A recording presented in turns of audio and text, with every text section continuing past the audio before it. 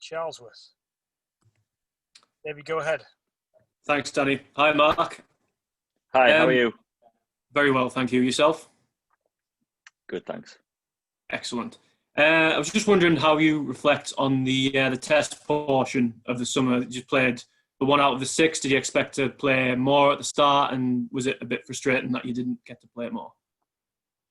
Yeah, it's frustrating when you don't play. I think, obviously, going in, I'd hoped to have played more after the winter, but it wasn't to be. The lads that played did well, and it was hard for me to force myself in. So I just tried to be, as good a team man as I could be, not moaning and groaning, and give as much energy back to the team as I could from the sidelines. And how do you feel about the next T20 World Cup being in India instead of Australia? I'm not that bothered. As long as I'm on that flight and I'm there as part of the squad, that's my goal. I think, conditions, yes, will be slightly different, but it doesn't bother me a whole heap. I just want to try and cement my spot. And just lastly from me, obviously you and Jofra dovetail quite nicely and seem to bring out the best in each other during the World Cup last year. Is that something that you'll be looking to do for the next 12 months or so, building up to that next T20 World Cup?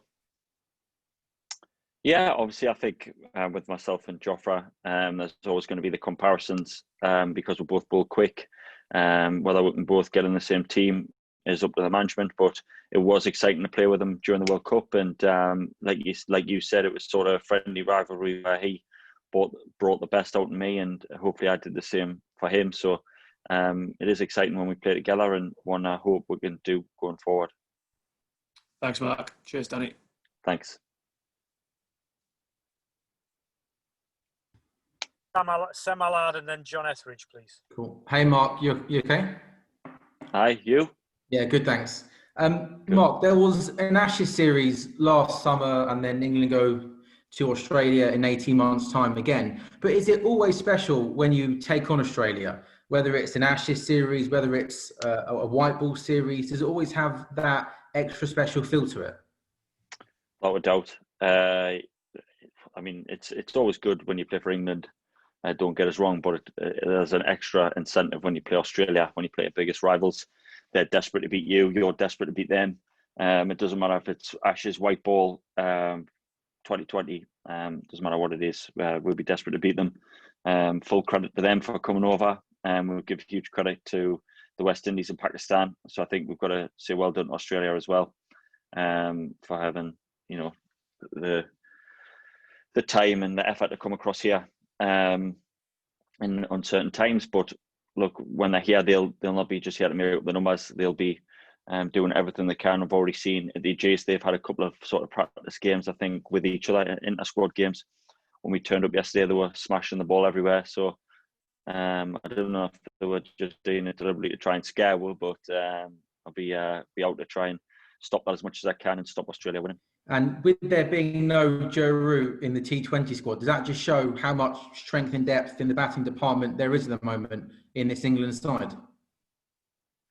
Absolutely. I'm not sure it's just the batting. I think it's the bowling as well. I think we've got a lot of players around the county circuit who are doing really well as well. I think there's lads that have been in the last bubble who have missed out on this bubble who you could say were unlucky. So we've got huge depth around the bowling and the batting. And I hope going forward, I mean, we'll need to use probably everybody going into World Cups with injuries, people in and out of form. So I'm sure everybody will get it going. It'll be important to have that depth come the World Cup. Thank you, Mark. Cheers. Cheers. John, go ahead. Mark, hi. Did anybody explain to you why you didn't play in any of the last 5 Test matches? No, I asked the question after the last game. What did I need to improve on? What did I need to get better at to get in the team? And they just said that my training ethic, how I was around the team, they were happy with how I was going about things. It was just a 50-50 call, and they went the other way without me. Of course, I don't. It's frustrating, and you don't want to be the guy that's easily dropped all the time. But there's nothing more you can do. You just got to keep working hard. I'm trying to work on a wobble seam with the red ball. That's something that hasn't come naturally to me, but I'm trying to improve there. And although I actually think I bowled okay the first game, I didn't think I bowled really badly. I just think my luck could have been slightly different. And then if you get more wickets, you might keep your spot. But I'm still in a pretty positive frame of mind. I mean, 2 test matches ago, I was man of the match for England and Johannesburg. So I still think I've got a good part to play going into the winter. It wasn't to be in the summer. The lads I played did well, and that's part of international sport. Did you find it difficult not being involved? Because I get the impression you're not the sort of person who likes sitting around doing not very much. Yeah, it's been hard, frustrating. It's it's entirely different being in the bubble as well. The game show, the bubble. There's not much to sort of do apart from go sort of Groundhog Day. You get up, you go across the field, you're back in the pavilion, you're doing your 12th man duties, you're training hard, then you come back to bed. There's nothing much more you can do. So at times it can be frustrating and hard mentally, but we knew that was going to be the case coming in. And when you go home, like the last week I've just had at home before coming into this stuff, it refreshes your mind a little bit. I'm not sure I was totally refreshed when I seen the same hotel room again when I walk back in, but look, it refreshes you a little bit and makes you excited for the next little bit. Do you know your room number? What's the room number? 352, same room every time. So it's sort of impregnated on your mind, that number, is it? Yeah, and some people have left. I mean, Joss left half his stuff here, I think. So he's walked back into the same setup. His computer was still there, his clothes and everything. So some people didn't even go home. I think when I took my bags home, I don't even think I unpacked them. I just left them in the car. So come back into the same stuff. So I just find there was someone just you had a bit of an injury. Was that a serious thing or not? Sorry, say that again. There was some suggestion you'd had a little bit of an injury during the test series. Was that anything serious or not? Nah, nothing. I had a bit of a niggle at Old Trafford where I'd landed in a foothold awkward and I'd bruised a little bit of my foot, but it didn't keep me out of selection. I was fit and firing for in the next practice when we came to the Ageas. So no, I was fully fit. Thanks, cheers. Okay, Paul and then Lizzie. Hi, Mark. Just following on from that. Do you think sometimes it doesn't help when you're such a nice guy in terms of selection? You know, we saw Stuart react quite angrily when he was left out later in the series. Jimmy was denying quite strongly that he was on his way out. You know, is it sometimes easier to leave out the guys, perhaps like yourself and Wokesy, who are such nice blokes? I think, is that a compliment? So I'll say thanks first. Cheers. But no, I don't know. You never want to be left out or the easy drop. I guess it's not really my style to I guess shout and scream. I think I went as the coach, Chris Silverwood. I've got a great relationship with him from the bowling coach days to now into the head coach, and just asked him honestly what I needed to do to get in the team and improve. I mean, sometimes you don't get the answer you're always looking for, but he said he was happy. It's just I didn't get selected. I think once you know you're not in the team, initially you're disappointed, but from my point of view, you know, you're very lucky to still be in a squad playing for England, and I still feel very lucky to be selected. So I try and give as much energy back as I can to the team. I think that's important. When you're not playing, you try and help the lads that are in the team. Like you guys, I'm a fan of the England cricket team. I want England to win. So when you're not in the team, yes, you're disappointed for yourself, but you quickly switch in to try and give as much back as you can. And also, presumably, you don't want to be a sort of overseas specialist. You know, you want to play just as much as home. As presumably, that's why one of the reasons for the wobble seam. You know, more skills to make you more as versatile as possible, I guess. That is it, and my record's much better away from home than it is at home. That's something that is obviously on record, but I'm not going to get that better if I only play away and I don't play at home. So, like I said, I didn't think I bowled that badly in the first game. I thought I bowled, you know, all right, and actually with a bit more luck. I mean, I ran in to average over, I think, 20 odd overs to average 89 mile an hour. It's pretty pleasing from my point of view, having not played for so long. So, my pace was up there. It was just one of them days where, you know, things didn't go my way, and maybe I wasn't quite on it as much as I should have been, but I felt good with my bowling. It's just been one of them summers where if I want to get better in England, I'm going to have to add things like the wobble seam, which is something I'm working on to try and get better. The lads that have played did well, and I'm trying to learn off, you know, how they bowl. But I'd like to think if the conditions suit me away from home, then I'll get the nod there. Thank you.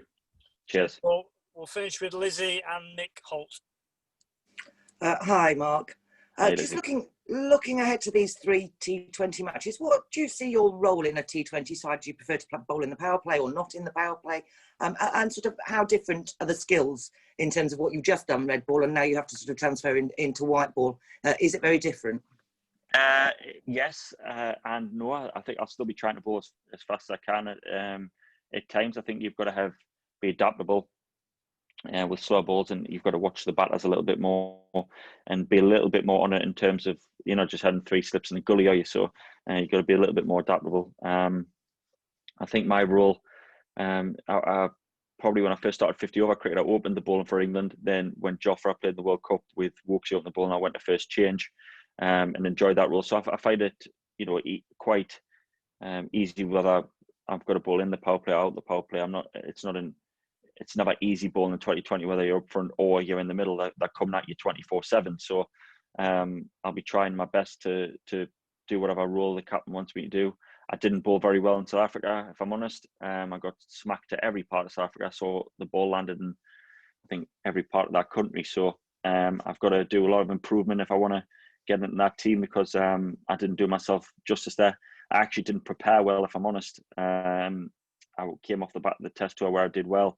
I went home for a week and didn't do very much. Just wanted to refresh with the family. Hadn't seen my son in a few months. And then when we landed back out there, we had one training day, and then it was play, travel, play, travel, play. And my skills were not quite on it.